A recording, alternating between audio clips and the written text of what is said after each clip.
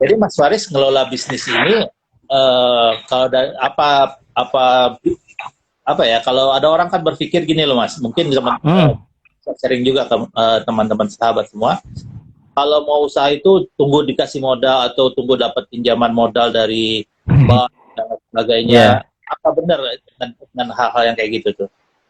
Wah, kalau itu, nah itu memang mazhab yang standar lah, bisnis as usual ya seperti itu gitu. Tapi alhamdulillah kita ini sebenarnya memang agak unik ya, bagaimana sampai saat ini gitu, meskipun Kang Ang jaringannya luas sudah dari dulu udah bisa masuk nggak Ang, bisa masuk nggak, wah, kita sama sekali tidak ada, jadi benar-benar murni pure modal yang pada waktu itu Bang Umar kan putarkan, terus habis itu kan Kang Ang juga ngasih uang ke saya di awal itu 20 juta gitu. Ya itu dari uang 20 juta kita putarkan terus itu sampai sekarang. Jadi tanpa ada modal dari pihak ketiga gitu. Nah, kita modalnya pihak ketiganya dari lomba, Bang Umar. Jadi Oh, bagaimana di awal-awal bisnis itu memanfaatkan lomba-lomba. Lomba oh, itu kan alhamdulillah hadiahnya kan bisa kadang 25 juta, 50 juta. Nah, itu untuk putaran yang untuk melengkapi alat-alat produksi dan sebagainya gitu. Nah, itu tipsnya ya buat teman-teman yang baru mulai usaha di awal, saya sarankan daripada pinjem ke bank, lebih baik ikut lomba. Karena apa? Ketika lomba menang kan otomatis bisnisnya teruji juga kan, secara otomatis itu ada juri, juri menilai dan sebagainya kan. Nah, di situ penilaian juri itu juga memberi masukan buat kita, oh ini kemasannya diperbaiki, oh ini pasarnya diperluas, rasanya diperbanyak, kualitas produknya diperbaiki. Nah, itulah di situ kalau menang kita dapat uang gitu. Nah, uang itu lumayan untuk apa menambah modal gitu. Nah, itu tipsnya, dan sampai saat ini kita tidak ada pinjaman ke pihak ketiga ya, ke bank, apalagi sampai saat ini nol, kita nggak ada. Jadi utang kita kalau di neraca itu nol gitu ya, 0 rupiah utang ke banknya gitu. Jadi benar-benar murni kita putarkan bisnis. Dan jangan lupa ini tips juga ya, harus sisihkan sedekah gitu. Nah, pada waktu awal-awal sama Bang Umar jalan itu kita sisihkan sekitar 200 perak atau berapa itu per piece-nya ya Bang Umar ya. Kalau sekarang kita udah pakai sistem persen, jadi 10% dari laba kita sudah pasti. Nah, alhamdulillah kita kemarin sudah bisa membangun beberapa sumur ya. Sumur untuk pengembangan pesantren ya. Jadi satu sumur itu 25 juta kalau teman-teman paham. Jadi kita bisa membuat sekitar saat ini ada 2 proyek sumur yang kita bangun dari dana apa namanya sisi laba itu. Dan itu ya kita berharap kan pahala kita dari mana lagi kalau nggak dari sedekah kan. Kalau sumur airnya mengalir terus insya Allah ya, kalau sumurnya apalagi kan untuk masjid gitu ya. Jadi kalau ada mungkin teman-teman nanti kalau ada proyek sumur untuk masjid di lokasinya memang benar-benar atau memang bisa diakses, insya Allah nanti kita bisa bantu gitu. Mungkin berarti proyek ketiga kita gitu. Jadi udah 2 proyek selesai, insya Allah masuk ke proyek ketiga nih. Kalau ada teman-teman, nah itu kita sisihkan gitu. Sekarang alhamdulillah ini lebih, kalau dulu nggak seberapa lah uang apa namanya sedekahnya. Kalau sekarang 10% tuh lumayan lah, lumayan kerasa. Di kalau saya sebagai mazhabnya ekonomi ini lumayan kerasa yang diambil untuk sedekah, tapi itulah yang kadang membuat bisnis ini bisa tetap bertahan di kondisi yang sangat sulit seperti saat ini gitu, seperti itu ya. Itu Bang Umar. ya. Jadi masih, jadi tradisi kita itu masih jalan ya. Jadi Iya, itu kita jalankan ya. sahabat PKS Muda, saya memang dari dulu sering bilang bahwa jangan lupa bisnis itu biar banyak, yang penting berkah gitu. Iya. Salah satunya kita dulu punya prinsip ya, nggak apa-apa kita masih untung dikit, tapi dari yang sedikit itu kita sedekahkan. Mudah-mudahan itu jadi Iya. pembuka jalan kita untuk bisnis ke perkembangan bisnis kita selanjutnya gitu. Iya, Alhamdulillah benar-benar. terbukti ya, itu terbukti ya. Iya, sangat terbukti gitu. Dan jangan lupa, ini juga teman-teman kadang lupa ya. Jadi zakat juga perlu dikeluarkan loh itu ya. Ya itu yang lupa. Alhamdulillah kita kemarin sudah berhitung gitu masing-masing kan, zakat itu kan nisab ya, nisabnya 85 gram emas. Kalau sampai nisab selain sedekah yang wajib sebenarnya zakat dulu gitu. Nah, itu yang kadang lupa gitu di situ. Nah, kita alhamdulillah selamat 2 tahun terakhir ini konsisten bisa mengeluarkan zakat, berarti secara apa namanya kekayaan ya kita sudah di atas penerima, berarti kita pemberi zakat ya, muzaki ya. Nah, itu seperti itu. Jadi jangan lupa itu justru yang wajibnya di situ. Kalau itu lupa, bahaya itu pertanggungjawabannya. Jadi zakat dulu dikeluarkan gitu. Jadi sahabat PKS Muda, salah satu tips yang disampaikan itu adalah kita bisa kok bangun bisnis tanpa harus berpikir harus minta modal ke bank dan lain sebagainya. Bisa dengan modal yang kita punya, kemudian rajin untuk ikut lomba-lomba, karena lomba itu juga sebenarnya uji dari kualitas atau bagus atau tidaknya produk kita atau diterima. Kita sapa dulu para pemirsa kita. Ada Waalaikumsalam Mas Harisma dari Lumajang. Wah, Mas Harisma ini seorang aktivis PKS Muda, dia juga pendaki ya, mudah-mudahan bisa mengikuti jejak langkahnya Mas Faris nih sebagai pebisnis. Buat para sahabat PKS Muda, jika ingin menyampaikan pertanyaan, silahkan langsung sampaikan saja di kolom komentar. Nanti 3 penanya terbaik akan diberikan giveaway dari crispy ikan. Siap, kita kirim pokoknya. Lanjut, Faris. Jadi jadi mengelola bisnis ini, apa kesulitan-kesulitan yang pernah dihadapi oleh Mas Faris? Jadi sebenarnya kesulitan itu di market ya, pasti sebenarnya di situ Bang Umar. Kalau produksi itu saya yakin teman-teman sahabat PKS Muda juga bisa lah produksi apapun. Bikin baju lah, bikin kerudung, bikin jilbab, bikin keripik dan lain sebagainya, saya yakin bisa. Tapi kunci utama itu di market sebenarnya. Kalau saya memantau ya perkembangan bisnis kami ini, kunci utama di market. Nah, market ini kan dinamis gitu. Nah, bagaimana kita bisa menyesuaikan kebutuhan si market. Nah, pada waktu itu kita awal bisnis kemasannya besar-besar Bang Umar, karena pada waktu itu belum ada apa ya. Nah, sekarang semakin kesini itu kan pengennya yang langsung sekali habis lah, makanya kita menyesuaikan. Contohnya kan itu bukan karena kita, karena market pengennya yang kecil-kecil, makanya size-nya kita kurangi gitu. Contohnya seperti itu. Terus yang kedua, mengikuti perkembangan. Ini kan sekarang banyak di digital ya, orang pegang HP, pegang IG. Wah, ini ada sedikit gangguan. Kita harus mempelajari itu. Nah, kita juga melakukan di sini kan IG Ads gitu, Facebook Ads gitu. Itu harus kita lakukan juga untuk di kondisi saat ini, apalagi kan untuk offline-nya sama sekali terbatasi sekarang kan. Kalau kita nampung ke Indomaret atau misalkan apa, meskipun kita dulu punya keinginan, tapi setelah kita pikir-pikir ternyata putarannya nggak begitu menguntungkan. Lebih baik udahlah kita jual langsung aja dengan sistem reseller gitu, distributor reseller. Nah, itu justru lebih menguntungkan buat produsen gitu, yang pertama. Terus yang kedua, produknya juga cepat langsung dipasarkan karena si reseller ini kan aktif ya, sementara kalau Indomaret itu pasif, jadi barang kita hanya diam.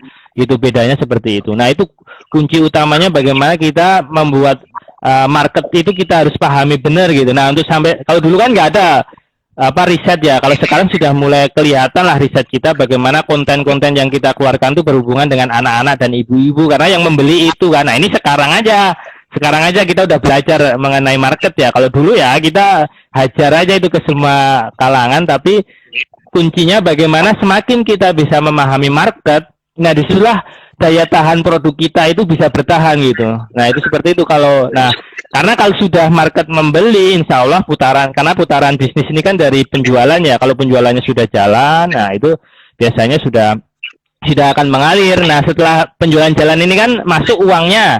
Nah, yang kedua di sisi bagaimana mengelola uang itu gitu. Jangan sampai uang ini tercecer dengan sangat tidak baik gitu. Dan itulah kunci yang keduanya, ketika uangnya sudah masuk, bagaimana si uang ini, bagaimana kita pilah-pilah ini, berapa persen yang kita investasikan kembali, berapa persen yang kita makan, berapa persen yang kita sedekahkan. Nah, itu kalau kami dibagi menjadi 3 porsi itu dimakan, diinvestasikan kembali, terus disedekahkan gitu. Nah itulah pembagian dari keuntungan bisnis kita seperti itu. Itu aja Bang Umar kuncinya.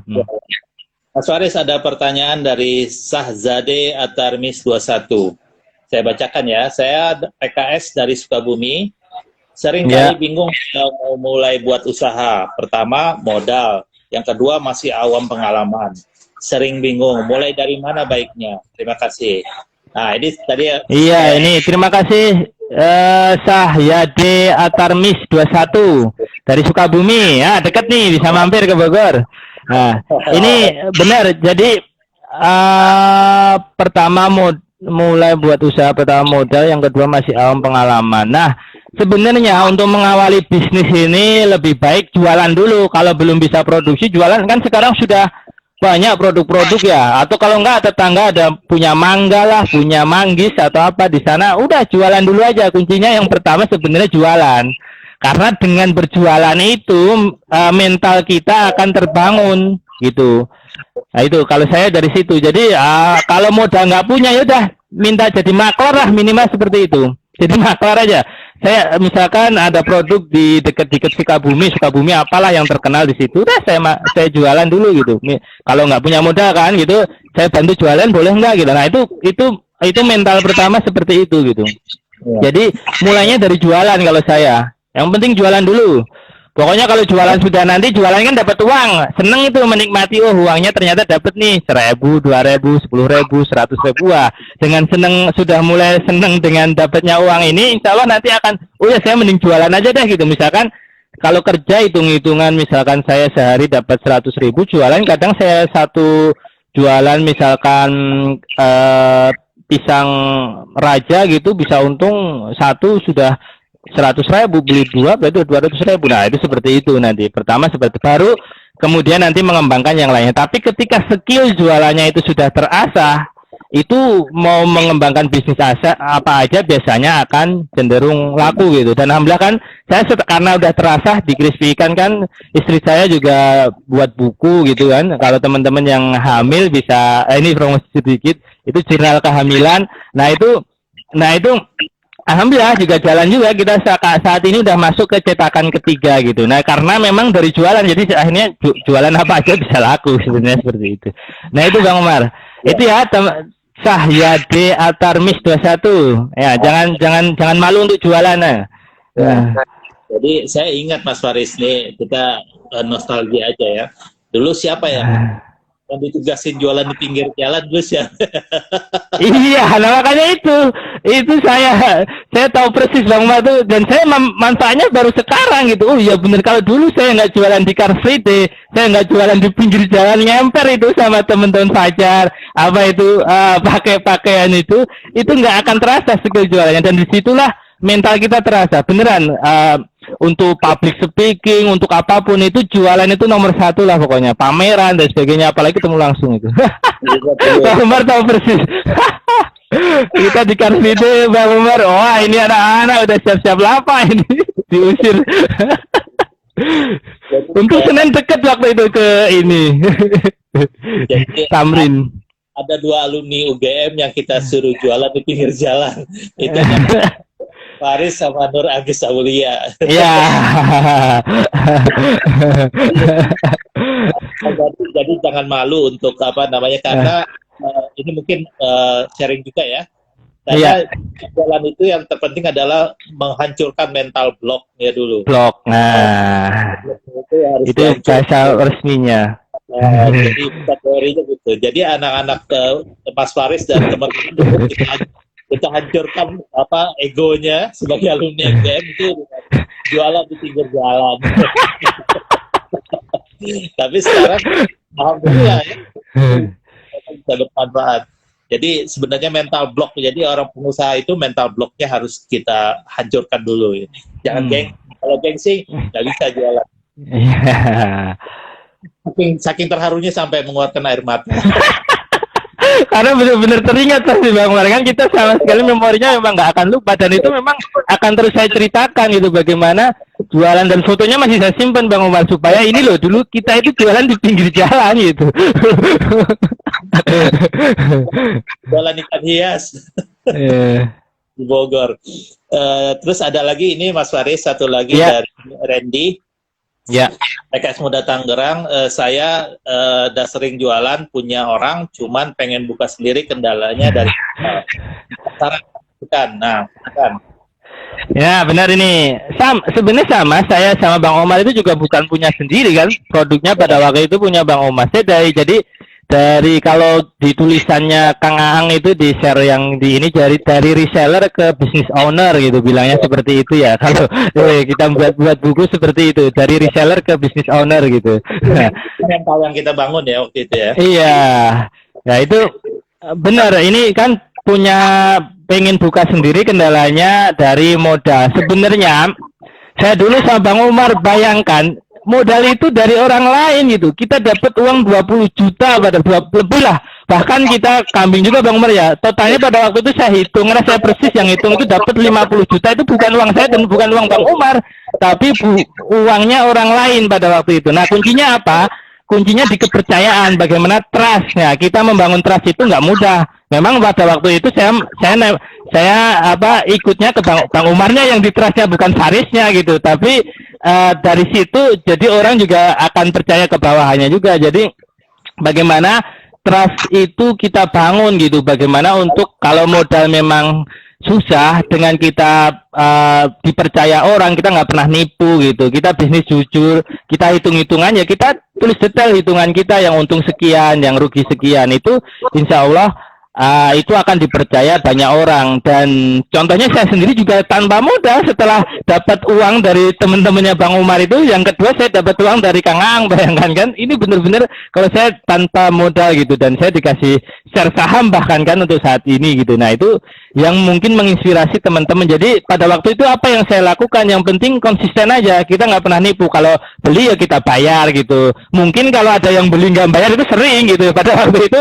pasti kita kadang juga lakukan. Pada waktu itu kan ada orang yang minta bawa barang dulu gitu, bayarnya nanti, ternyata lama-lama tetap nggak bayar juga. Ya udah, itu menjadi pengalaman. Tapi bagi kita jangan sampai, pokoknya sekecil apapun yang kita beli harus kita bayar gitu. Nah, kalau contohnya saat ini kan kita beli apapun juga akhirnya kan juga modalnya akhir, barang baru sampai baru dibayar gitu. Kayak beli kardus, beli kemasan, itu kan kalau nggak percaya orang pasti kan harus bayar dulu di awal kan gitu. Tapi karena bisnisnya sudah jalan, orang melihat kepercayaan, ini tiap hari beli dan sebagainya, lama-kelamaan dia bisa bayar mundur gitu. Jadi baru barangnya sampai baru kita bayar. Nah, itu seperti itu. Bahkan teman-teman distributor kita, kalau yang benar-benar percaya ya kita juga berani, kita taruh barang dulu, yang penting ya nanti bayarnya belakangan, tapi nggak lama-lama. Dan alhamdulillah memang nggak lama gitu. Nah, itu memang yang kedua yang perlu dibangun adalah trust, kepercayaan orang itu kepada kita, sehingga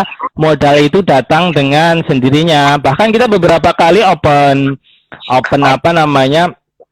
masuk ke kita dari teman-teman, utamanya teman-teman yang banyak sebenarnya yang pengen masuk, cuma ya kita alhamdulillah sekarang bisa mandiri. Itu di tahun kedua kalau nggak salah, tahun ketiga Bang Omar, kita kalau beli kemasan tuh belum ada uang pada waktu itu. Kita pinjamnya ke temennya, kita open kan. Ini nanti sistemnya bagi hasil gitu kan. Jadi setelah kita dapat uang sekitar 80 juta pada waktu itu, kita buat beli kemasan. Sekali beli itu kan supaya murah, banyak itu kan harus banyak. Itu 80 juta baru kemasan aja. Cuma kan kalau kita pakai uang kita kan nggak bisa buat produksi otomatis nyari, tapi nanti bisa dibagi hasil ketika sudah produk terjual. Dan alhamdulillah lancar semua, dan sampai sekarang pada nanya-nanya lagi, ada lagi nggak Res, ada lagi nggak gitu. Nah, kita alhamdulillah sekarang bisa muter pakai uang sendiri sekarang di tahun ke-6 ya ini ya. Itu sudah nggak perlu kayak gitu-gitu lagi gitu. Tapi kuncinya orang percaya pada kita itu trust, kepercayaan. Jangan nipu lah, intinya jangan nipu lah teman-teman. Jadi salah satu ini loh Mas, saya katakan ya, orang anak-anak muda memulai bisnis berpikir modal, padahal sebenarnya itu modal. Kedua, tadi Mas Faris sudah bilang modal itu dari Bang Umar, saya juga nggak ngeluarin modal. Tapi Saya bukan modal sosial. Saya bukan modal sosial, modal kepercayaan orang, orang percaya sama saya, itu kan modal. Betul nggak? Iya. Ini uangnya gitu. Dan alhamdulillah kita bukan hanya mengembalikan, tapi memberikan keuntungan ya kepada Iya. dan mereka semua senang. Perlu tambahan biaya lagi nggak gitu, sampai-sampai kita tolak nggak perlu. Jadi seperti itu. Nah, kemudian apa namanya, kita cek lagi, ada pertanyaan lagi nggak, Mas Haris? Iya. Belum ada pertanyaan lagi. Jadi memang apa namanya, kalau saya ingat-ingat dulu ya, saya sebenarnya sampai sekarang nih masih berminat dalam hal wirausaha, Mas Haris. Makanya kita acara Business Talk ini kan salah satunya ingin memberikan semangat, motivasi kepada anak-anak muda untuk jangan ragu-ragu berbisnis. Terus kemudian ya seringkali pertanyaan-pertanyaan yang muncul itu aja, masalah modal, masalah gimana cara ngejualnya, gimana. Jadi kayaknya perlu juga kita bikin apa namanya bootcamp lagi nih untuk ya alumni-alumninya diundang Bang Umar. Alumninya kan ada beberapa yang jadi kan jadi pemateri gentian. Sharing aja nanti alumni-alumni yang bicara lah sekarang. Iya. Memang sesungguhnya ya Mas Faris sudah bisa merasakan sendiri, modal semua itu akan terjawab dengan sendirinya ketika kita tahu pasar gitu loh. Iya. Pasar, kita tahu cara ngejual gimana, kemudian kita tahu barang ini dapatnya dari mana, dijualnya kemana, terus cara ngejual, terus cara kita dapat barangnya gimana, bisa pinjam, bisa bagi hasil, bisa macam-macam. Ternyata apa namanya, variasinya atau peluangnya itu sebenarnya besar ya. Iya, benar. Sahabat PKS Muda, Mas Faris sudah membuktikan itu ternyata. Jadi ini juga sekaligus saya mengajak sahabat PKS Muda yang belum berani memulai bisnis, mulai saja gitu. Jangan ragu-ragu memulai, karena kita nggak ada teorinya gitu. Namanya bisnis itu teori cuma membantu saja gitu. Iya, benar. Mas Faris mungkin masih ingat salah satu mentor kita bilang teori bisnis yang paling efektif adalah 3. Jebret, jebret, jebret. Oh iya, sekarang dapat gelar dokter honoris causa itu. Itu salah satu mentor bisnis ya yang kita semua dulu. Saya ke Jogja itu, ke Pakem kan, bolak-balik waktu itu, dampingin yang angkatan kedua. Ya. Jadi, apa namanya, teorinya cuma itu aja, jebret, jebret, jebret aja gitu. Makanya alhamdulillah itu ya, tidak ada bisnis yang instan ya Mas Haris ya. Iya, benar-benar. Kita merasakan ini semua setelah perjalanan sekitar 6 tahun ya Mas ya. Iya. Sekitar 6 tahun ini semua bisa berkembang dan akan berkembang lagi untuk tahun-tahun ke depannya. Amin. Bisa jadi banyak bisnis-bisnis baru yang akan dibuat oleh Mas Faris ya. Jadi saya juga gimana? Saya boleh masuk nggak ya? Jadi apa namanya, rekan-rekan saya, sahabat PKS Muda, ini salah satu tokoh muda kita, Mas Faris, yang luar biasa pengalamannya ya. Saya ini kan cuma pemantik aja Mas Faris. Yang orang hebatnya itu justru Mas Faris.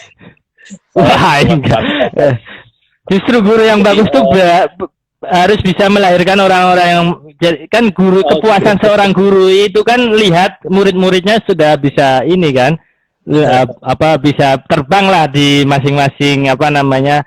Dan memang didikan Bang Umar ini jangan salah ini. Pokoknya kalau sahabat-sahabat PKS Muda ini yang nanti ada program dari PKS barangkali ya di khususnya itu, pokoknya nggak usah tanya ini mau ngapain sih gitu. Pokoknya nanti taunya ya setelah udah gede. Oh ternyata maksudnya itu kayak gini tuh waktu itu tuh gitu. Jadi ada 2 penanya dan rekan-rekan ya, ini Mas Faris masih menyediakan 1 paket lagi untuk rekan-rekan semua. Jangan lupa alamatnya nanti kirim ke Bang Umar ya, nggak apa-apa ya, ke DM nanti baru di forward ke saya ya untuk dikirim nanti paketnya. Nanti ini aja apa namanya DM saja ke pksmuda.com, nanti dan lain sebagainya nanti dikirim oleh Mas Faris insyaallah. Siap alamatnya lengkap, yang penting kita kirim. sebagai penutup mungkin Mas Faris punya pesan-pesan buat anak muda PKS atau anak muda seluruh Indonesia terkait masalah bagaimana anak muda ini berwirausaha dan lain sebagainya. Pesan-pesan yang ingin Mas Faris sampaikan. Jadi kalau saya sih intinya kalau teman-teman mau memulai bisnis atau memulai usaha, yang penting kalau dari saya sih rajin-rajinlah berjualan dulu gitu. Jualan apapun gitu. Nah kalau di rumah ada apa ya barang rongsokan dan sebagainya itu dijual aja nggak apa-apa gitu, bersih gitu. Nah itu kalau udah apa namanya merasakan lah seni jualannya itu, insya Allah nanti akan kebangun sendiri berbisnis itu. Kalau dari saya tipsnya ya harus bisa berjualan gitu.